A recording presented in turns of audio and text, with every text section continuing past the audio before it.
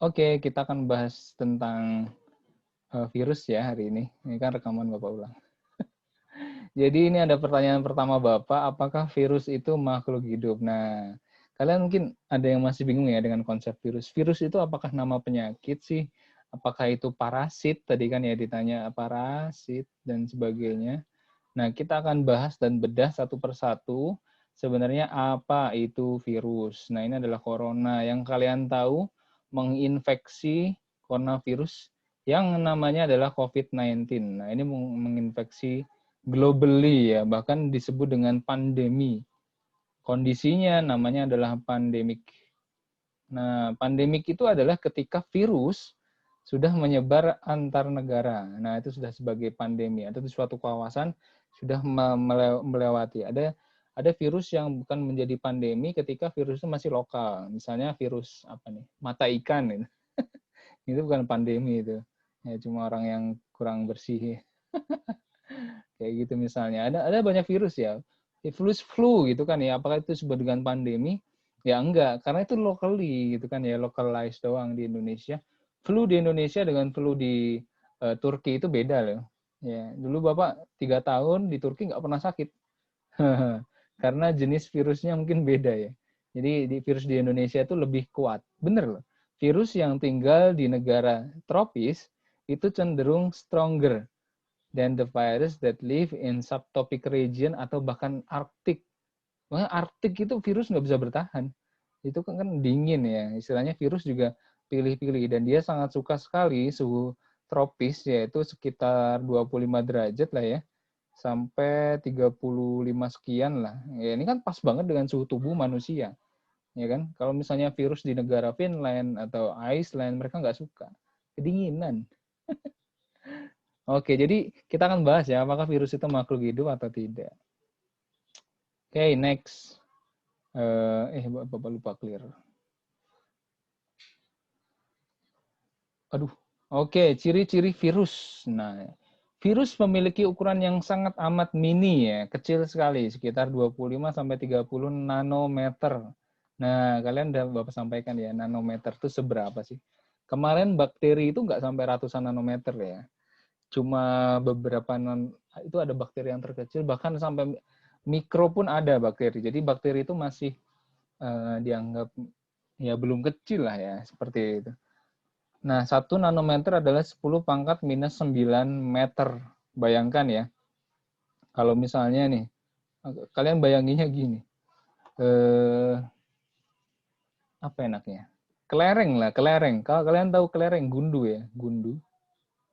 Itu katakanlah diameternya adalah 0, mungkin kalian main bola bek atau kelereng ya. 1 cm itu berarti 0,01 meter ya, bener ya? Iya kan? Bener kan? Ya, 0,01 meter. Itu adalah kelereng. Nah, kalau misalnya si virus, ya kan, ini ada katakanlah yang paling besar nih, 25 dikali 10 pangkat minus 9. Berarti nolnya itu ada 9. Tuh, 3, 4, 5, 6, 7, 8, 9. Nah, ya kan?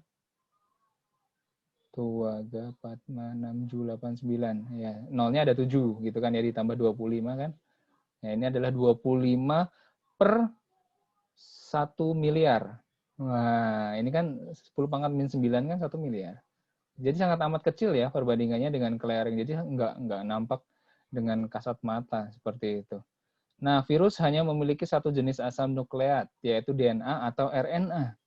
Nah, dia punya DNA. Bayangin nih si coronavirus, dia itu di dalamnya punya DNA. Ada yang tahu DNA itu apa?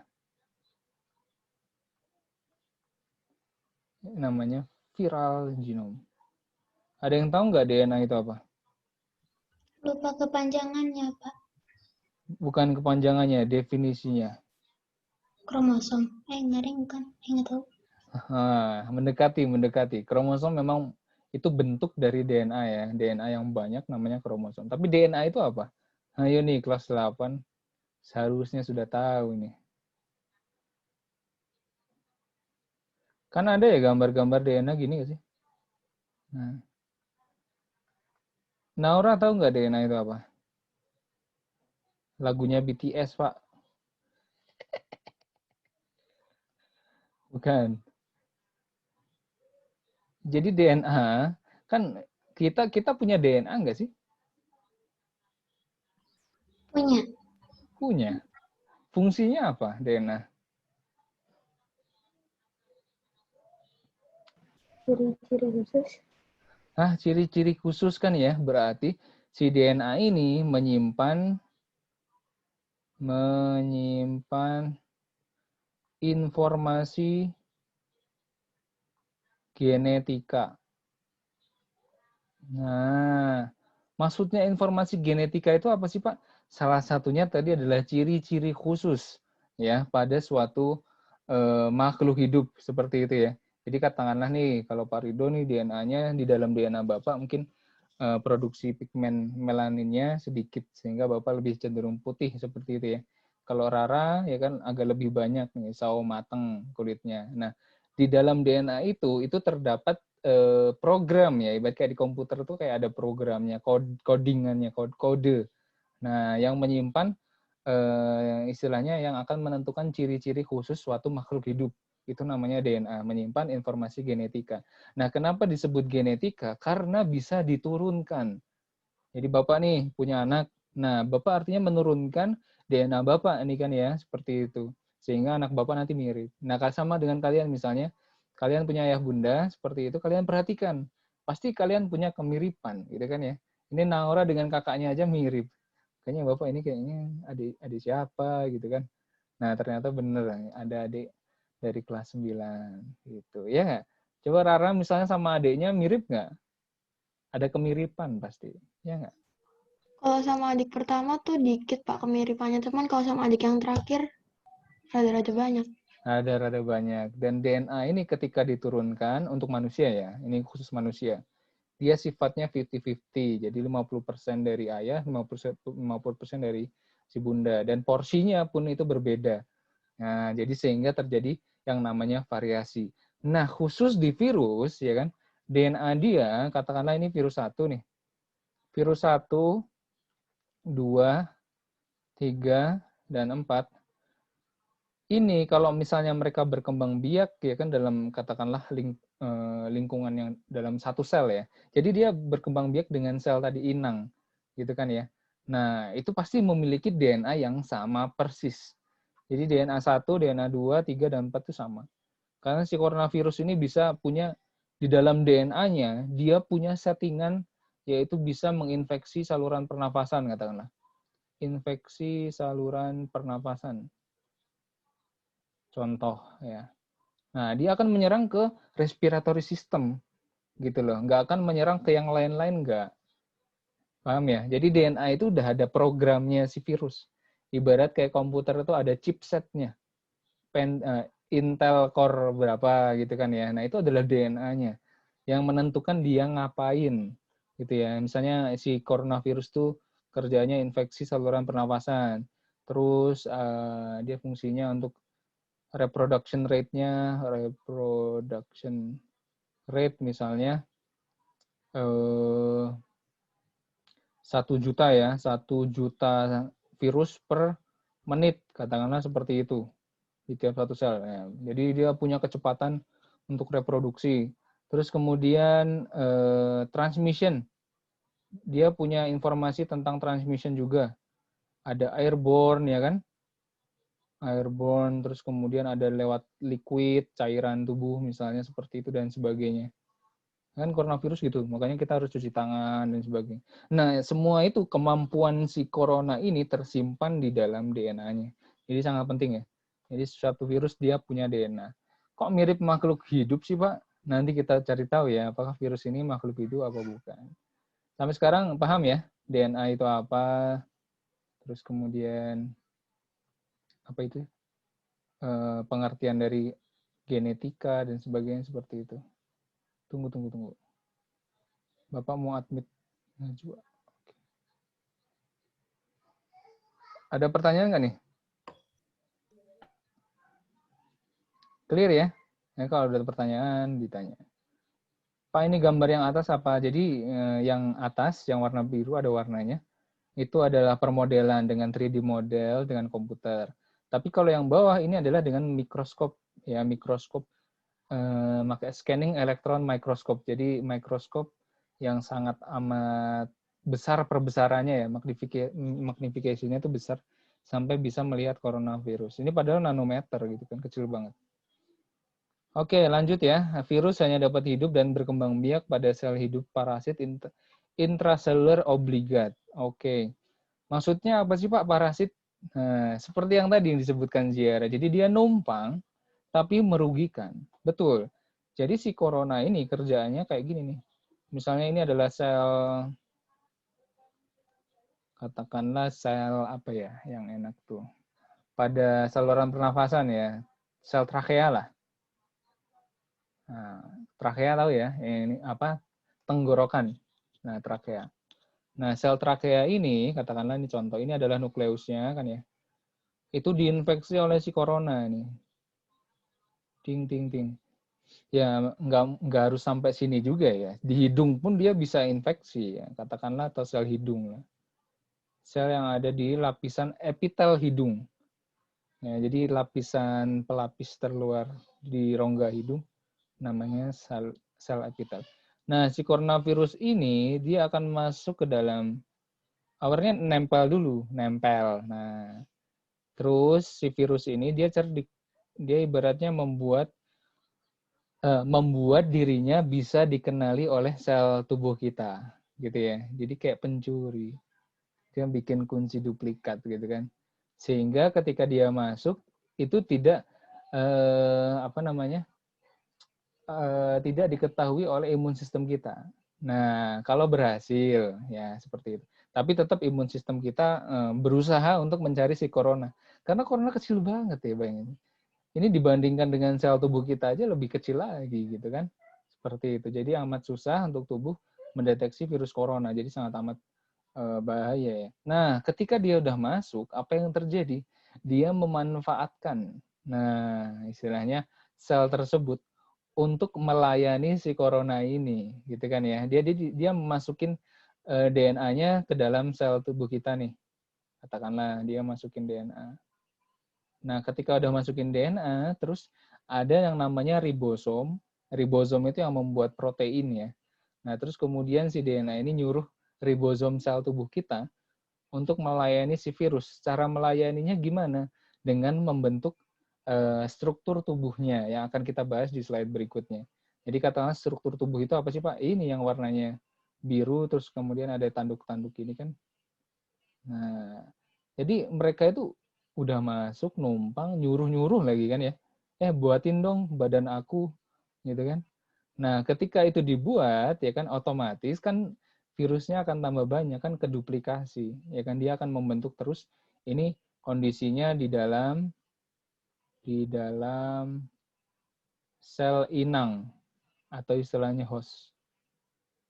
Jadi dia numpang. Sel inangnya kalau coronavirus ya tadi contohnya sel hidung, sel yang ada di saluran pernafasan seperti itu untuk membuat tubuhnya. Jadi ini sekarang tambah banyak nih virusnya, udah banyak. Nah, ketika virusnya udah banyak banget, tadi kan katakanlah 1 juta virus per menit gitu ya. Kan udah kebanyakan. Nah, akhirnya apa yang terjadi pada selnya? Kalau kebanyakan virus di dalam selnya, apa coba tebak?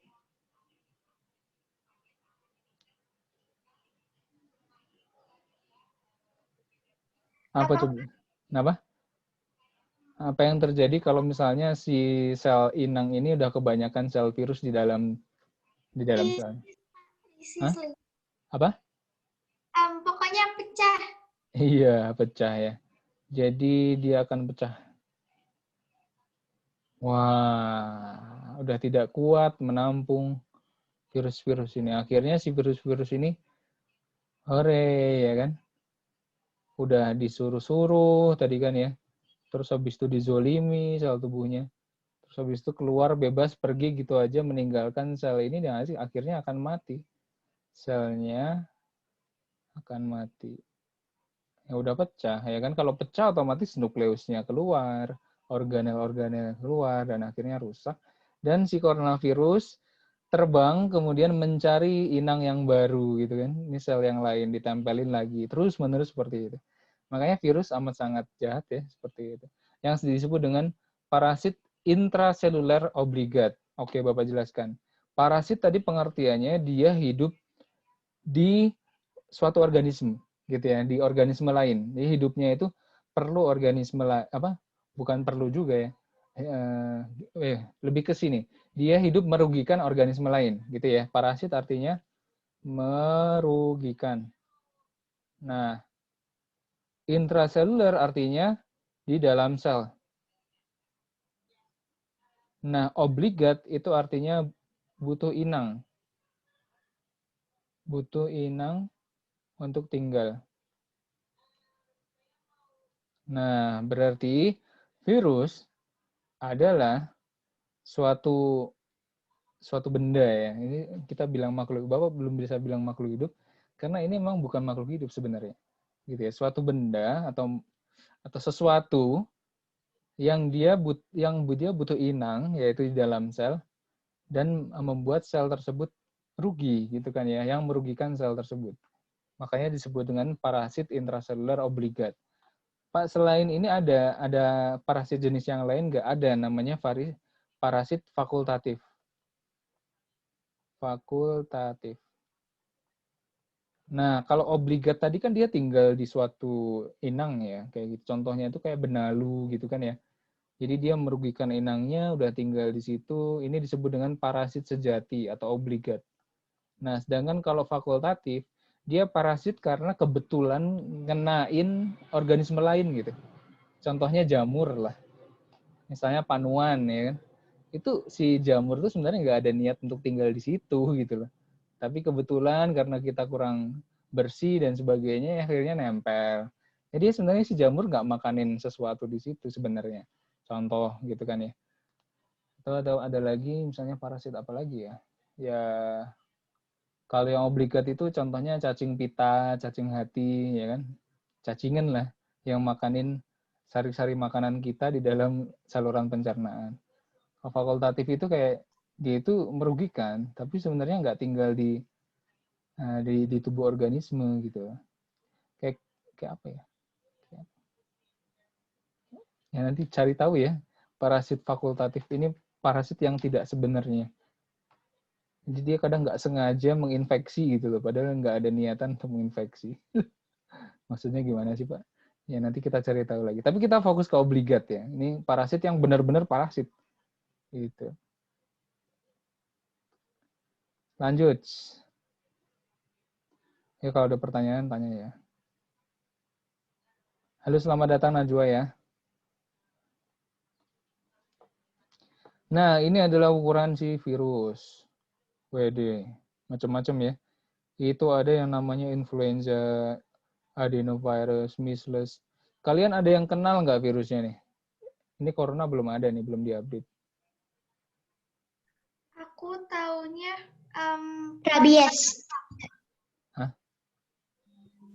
Tahu Rabies. rabies. Oke, siapa tadi? Ziara ya? Rabies apa Ziara? Pokoknya ada di hewan aja, Pak. Kalau Ada di di gigi itu menjalar, pokoknya taunya beneran. Iya, virus rabies itu yang ada di hewan. Oh, HIV. Crazy animal. aku tahu virus bakteriofag. Mana tuh? Nggak ada gambarnya kayaknya. Oh, bakteriofag ya? Iya.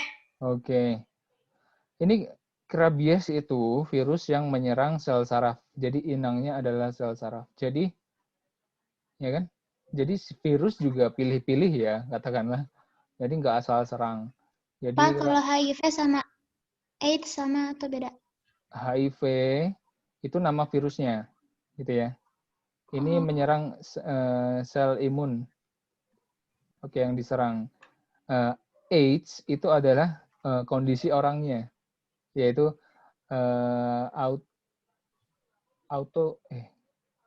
A-nya apa ya, Bapak lupa. Ada immunodefisiency syndrome lah pokoknya. Bukan auto ya. Apa Bapak lupa. Pokoknya ada apa namanya itu? Imunodefisiensi sindrom. Nah, imunodefisiensi itu artinya kekurangan imunitas. Gitu, itu adalah kondisi orang ketika mengidap virus HIV. Seperti itu. A-nya apa ya? Acute kayaknya. Acute. Ntar ya, Bapak pastikan.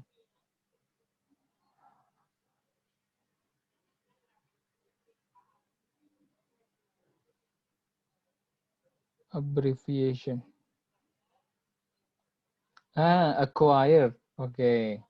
Acquired immunodeficiency syndrome. Artinya didapatkan, bukan dia memang dari lahir kekurangan imun. Karena ketika dari lahir kekurangan imun, itu pun ada istilahnya penyakit genetik ya.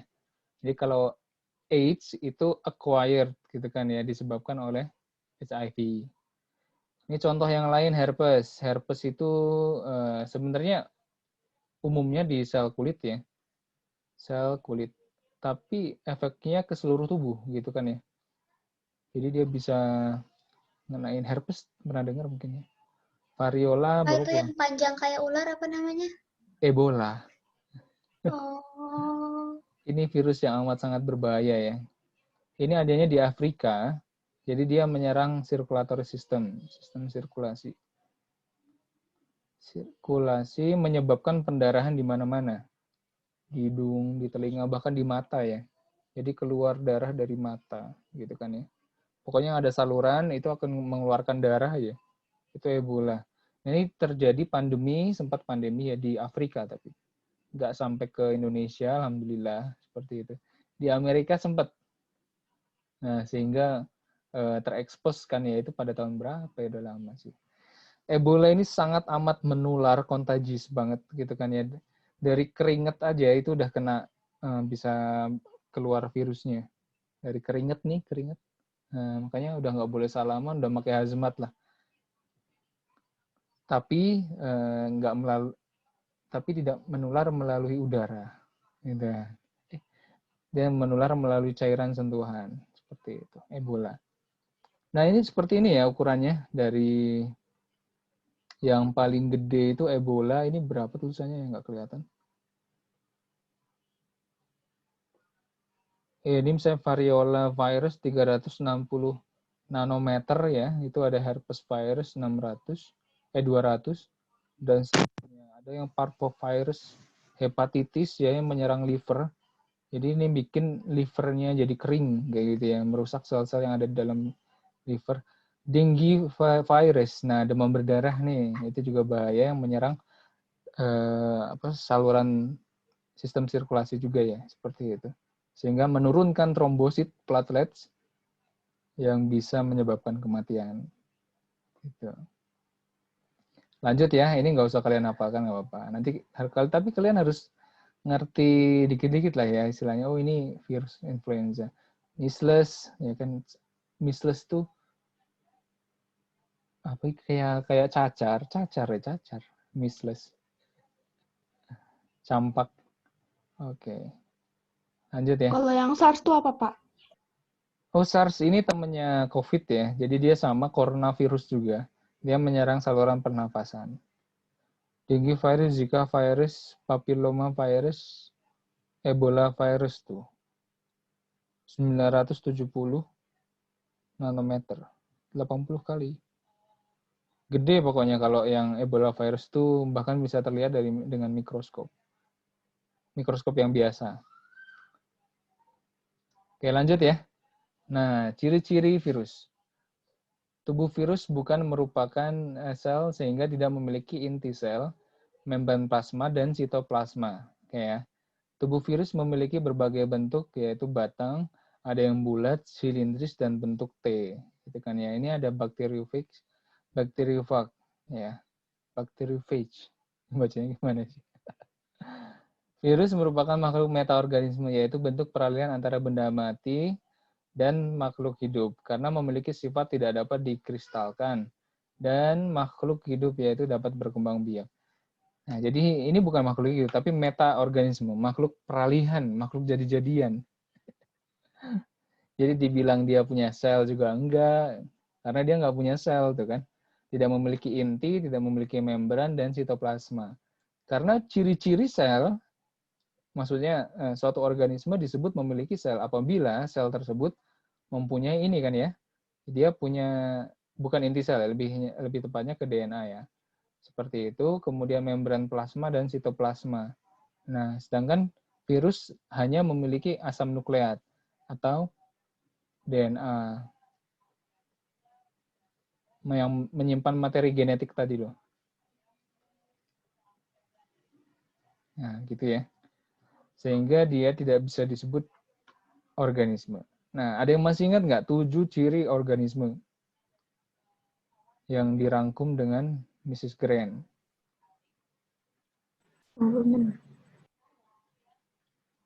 Movement, terus Respiration. S-nya, Sensitivity. oke, sensitivity, G-nya, Grow. growth, R-nya, reproduction, E-nya, excretion, N-nya, nutrition, ya, oke. Nah, sedangkan virus, kan dia punya satu doang ya, ini reproduction. Movement aja sebenarnya dia bergerak karena mungkin terbangkan angin, gitu ya, atau berpindah, atau masuk ke dalam aliran darah, sehingga dia sebenarnya nggak bisa bergerak. Respiration pun dia tidak bisa, gitu kan ya. Dia tidak memerlukan energi, jadi dia tahan capek, nggak akan pernah capek untuk menginfeksi. Terus sensitivity, dia punya sensitivitas juga enggak, gitu kan ya. Ini kalau misalnya virus kita kenain sabun, ya dia pasrah aja gitu. Dia tidak memiliki kemampuan untuk melindungi dirinya, seperti itu. Jadi dia nggak sensitif. Benar kan ya, kita nyuci sabun karena di sini dia memiliki lapisan lipid, lipoprotein namanya. Nah, kenapa mencuci tangan itu penting ya dengan sabun seperti itu? Karena kan sabun dia bisa istilahnya melarutkan lemak dan protein, benar nggak? Misalnya kalian nih habis makan nasi padang ya kan, pakai tangan, itu kan pasti lengket-lengket tuh tangannya. Kalau kalian cuci pakai atau main slime deh, itu kan kalian cuci pakai tangan, cuci pakai air biasa kan pasti masih ada lengket-lengketnya kayak gitu. Nah pasti harus dicuci dengan sabun agar larut. Itu sama halnya dengan ini. Nah nanti akan kita jelaskan di sesi kedua ya. Apa saja sih penyusun si virus? Kenapa kita harus nyuci tangan dan itu ada kaitannya dengan karakteristik si virus. Oke ya, baik ya. Ini sesi pertama udah selesai. 14.45. Ada pertanyaan nggak nih? Di-record kan, Pak? Di-record dong. Ya. Oke, jadi bentuk-bentuk virus juga kalian harus identifikasi ya. Ada yang helical. Helical itu bentuknya aslinya kayak gini nih. Jadi dia muter-muter gini. Nah, kalau dilihat dari samping ya, ini kayak makanan, kayak bolu gulung. Tapi kalau dilihat dari depan, ya kan misalnya ini 3D shape-nya gitu ya. Terus, nah di dalamnya itu akan kelihatan ada putaran-putaran gitu loh. Nah, dia bentuknya helical. Nah, terus kemudian polyhedral, dia punya banyak bentuk. Contohnya adalah adenovirus. Adenovirus itu apa ya? Bapak lupa nama virusnya. Banyak banget memang jenis virus ya. Kalian nggak perlu ngapalin. Karena memang jarang ditanya. Yang sering ditanya adalah ciri-cirinya. Gitu. Polyhedral artinya dia punya banyak sisi. Spherical ini contohnya influenza, coronavirus, ya kan? COVID-19. Terus kalau kalian kenal, ingat ya H1N1, flu babi, H5N1, flu burung ya. Kemudian ada SARS. Kemudian ada MERS juga, MERS virus yang Middle Eastern Respiratory Syndrome. Nah, ini juga sempat mematikan nih MERS. Ini death rate-nya lebih tinggi dari corona kan ya, di atas 7% apa ya? Ingat Bapak ya. Seperti itu. Terus ada yang kompleks. Nah, ini ada bacteriophage. Kalau Najwa yang tahu tentang bacteriophage apa nih? Sekalian nambahin dikit. Dia nanovirus ya. Terus dia membunuh bakteri. Nah, betul. Jadi jangan disangka ya bahwa bakteri itu nggak pernah sakit. Bakteri pun bisa sakit, Bu. gara-gara kena virus. Jadi virus itu ada menginfeksi bakteri, menginfeksi tumbuhan, dan menginfeksi hewan. Gitu ya, termasuk kita manusia. Tapi uniknya, protista itu dia nggak punya virus. Aneh ya. Jadi protista sehat selalu. Pak protista apa? Itu loh, alga, rumput laut gitu ya. Dan sebagainya. Nggak pernah sakit. Paling dimakanin. Oke, jadi si bakteriofage ini akan kita bahas nanti juga. Dia adalah virus yang menginfeksi bakteri. Jadi bakterinya bisa sakit gara-gara ini virus. Ya. Baiklah kalau gitu, terima kasih. Nanti kita lanjutkan di sesi berikutnya 16.20 dan bisa kalian istirahat dulu sebentar sampai seminar nanti. Terima kasih banyak ya. Ada pertanyaan nggak nih? Oke, insya Allah nggak ada ya. Clear. Bapak tutup kalau gitu. Sampai jumpa di sesi yang kedua. Terima kasih. Assalamualaikum warahmatullahi wabarakatuh. Waalaikumsalam warahmatullahi wabarakatuh. Oke.